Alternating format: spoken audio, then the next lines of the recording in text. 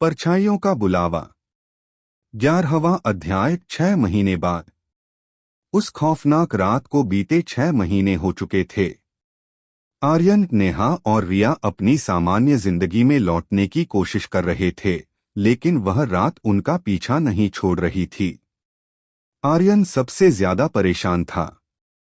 उसने समीर के उस कैमरे की रिकॉर्डिंग को हजारों बार देखा था। एक दिन रिकॉर्डिंग को स्लो मोशन में देखते वक्त आर्यन को कुछ अजीब दिखा।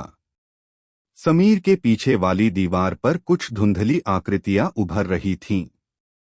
वे आकृतियां कोई नक्शा थीं, एक ऐसा रास्ता जो उस बंजर जमीन के नीचे जाता था। 12वां अध्याय। पुराने दस्तावेज। आर्यन ने हार नहीं मानी। वह पास के एक पुराने पुस्तकालय लाइब्रेरी गया और वहां के प्रतिबंधित खंड में अंधेरगढ़ के बारे में खोजने लगा। वहां उसे एक फटी पुरानी डायरी मिली जो उसी अफसर की थी जिसने उस हवेली को बनवाया था। डायरी में लिखा था, अंधेरगढ़ कोई गांव नहीं बल्कि एक जेल है। यह जमीन के ऊपर नहीं बल्कि जमीन की गहराई में दफन एक प्राचीन शक्ति को छुपाने के लिए बनाई गई थी। हर 30 साल में यह शक्ति बाहर आने के लिए एक द्वार खोलती है और उसे 3 बलि चाहिए होती हैं। आर्यन को समझ आया, समीर अभी मरा नहीं है। वह उस शक्ति का चौकीदार बन चुका है और उसे वापस लाने के लिए उन्हें फिर से वहीं जाना होगा। 13वां अध्याय। वापसी का फैसला।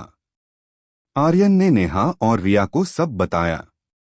पहले तो वे तैयार नहीं हुई, लेकिन समीर के लिए उनके मन में जो प्यार और अपराधबोध गिल्ट था, उसने उन्हें मजबूर कर दिया। वे फिर से उसी बंजर जमीन पर पहुंचे। इस बार वे अपने साथ गंगाजल, प्राचीन मंत्रों की किताबें और आग लगाने का सामान लेकर गए थे। रात के ठीक 12 बजे, जैसे ही चांद बादलों के पीछे छुपा, बंजर जमीन पर एक ठंडी हवा चलने लगी। अचानक जमीन के बीचों बीच वही विशाल दरवाजा उभरने लगा, लेकिन इस बार वह पारदर्शी, ट्रांसपेरेंट था। 14वां अध्याय। छाया लोक में प्रवेश। जैसे ही उन्होंने दरवाजे को छुआ, वे एक दूसरी दुनिया में थे। यह अंधेरगढ़ ही था, लेकिन यहाँ सब कुछ उल्टा था। पेड़ जमीन से नहीं, आसमान से लटक रहे थे। आसमान का रंग खून जैसा लाल था। हवेली उनके सामने खड़ी थी, लेकिन वह धुएं और परछाइयों से बनी लग रही थी। जैसे ही वे अंदर घुसे, उन्हें समीर की आवाज सुनाई दी। तुम लोग वापस आ गए। मैंने कहा था न, वह तुम्हें बुलाएगी। समीर एक ऊंचे सिंहासन पर बैठा था। उसकी त्वचा पीली पड़ चुकी थी और उसके नाखूनों से काला खून बह रहा था। उसके पीछे वही जली हुई औरत खड़ी थी जो अब मुस्कुरा रही थी। 15वां अध्याय। असली खेल। उस औरत ने अपनी आवाज खोली। उसकी आवाज हजारों मरे हुए लोगों की चीखों का मिश्रण थी। मुझे 3 बलि चाहिए थीं। तुमने 2 दी थीं, तीसरी अधूरी रह गई। आज चक्र पूरा होगा।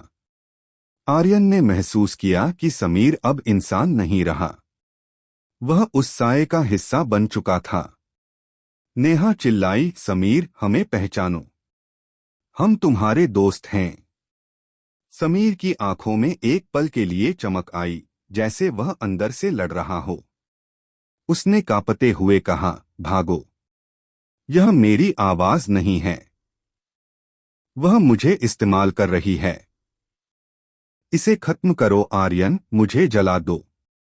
16वां अध्याय। अंतिम युद्ध।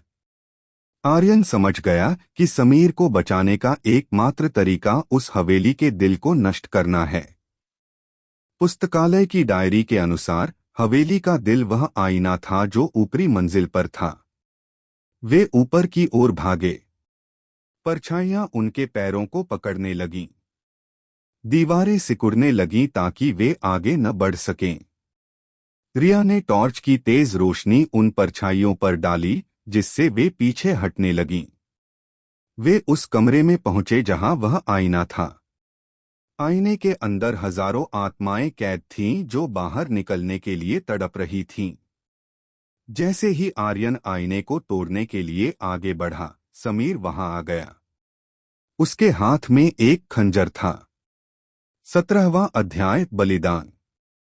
रुक जाओ आर्यन, समीर चिल्लाया। उसकी आवाज में एक अजीब सा आकर्षण था। अगर तुम इसे तोड़ोगे तो मैं भी मर जाऊंगा। आर्यन की आंखों में आंसू थे। उसने समीर की आंखों में देखा और समझ गया कि समीर अब मरना चाहता है, ताकि यह अभिशाप हमेशा के लिए खत्म हो जाए। समीर ने सिर हिलाकर इशारा किया, कर दो। आर्यन ने अपनी पूरी ताकत से लोहे की एक रॉड आईने पर दे मारी। कड़कड़ाहट। पूरा आईना हजारों टुकड़ों में बिखर गया। एक जोरदार धमाका हुआ और सफेद रोशनी ने पूरी हवेली को भर दिया। वह जली हुई औरत राख में बदल गई और उसकी चीखें हवा में विलीन हो गईं। 18वां अध्याय, राख और सन्नाटा। जब आर्यन, नेहा और रिया की आंखें खुलीं तो वे उसी बंजर जमीन पर लेटे हुए थे। सूरज निकल रहा था। हवेली का नामोनिशान मिट चुका था। समीर वहां नहीं था। उसकी जगह जमीन पर उसका वही पुराना कैमरा और उसका पसंदीदा ब्रेसलेट पड़ा था। वे समझ गए कि समीर ने खुद को कुर्बान कर दिया ताकि वे बच सकें। 19वां अध्याय, एक डरावना अंत। वे वापस शहर लौट आए। पुलिस ने समीर को लापता घोषित कर दिया। महीनों बाद जब आर्यन ने हिम्मत जुटाकर समीर का वह कैमरा फिर से खोला तो उसमें एक नई फाइल थी। उसने फाइल प्ले की। वीडियो में समीर अपनी पुरानी शक्ल में था। वह मुस्कुरा रहा था। शुक्रिया दोस्तों, मुझे आजाद करने के लिए। लेकिन तभी वीडियो के बैकग्राउंड में एक परछाई गुजरी। समीर का चेहरा अचानक फिर से सफेद हो गया और उसने कैमरे के लेंस को छूते हुए फुसफुसाया, लेकिन क्या तुम्हें लगता है कि आईना सच में टूट गया है? अपनी अलमारी के पीछे वाले आईने में देखना। आर्यन के कमरे में सन्नाटा छा गया। उसने धीरे से अपनी अलमारी के पीछे लगे पुराने आईने की तरफ देखा। आईने की सतह पर एक हल्की सी दरार उभर रही थी और उस दरार के पीछे से दो सफेद आंखें उसे देख रही थीं। समाप्त। क्या आपको कहानी का यह अंत पसंद आया? या आप किसी और तरह की कहानी, जैसे कोई सच्ची घटना पर आधारित, सुनना चाहेंगे?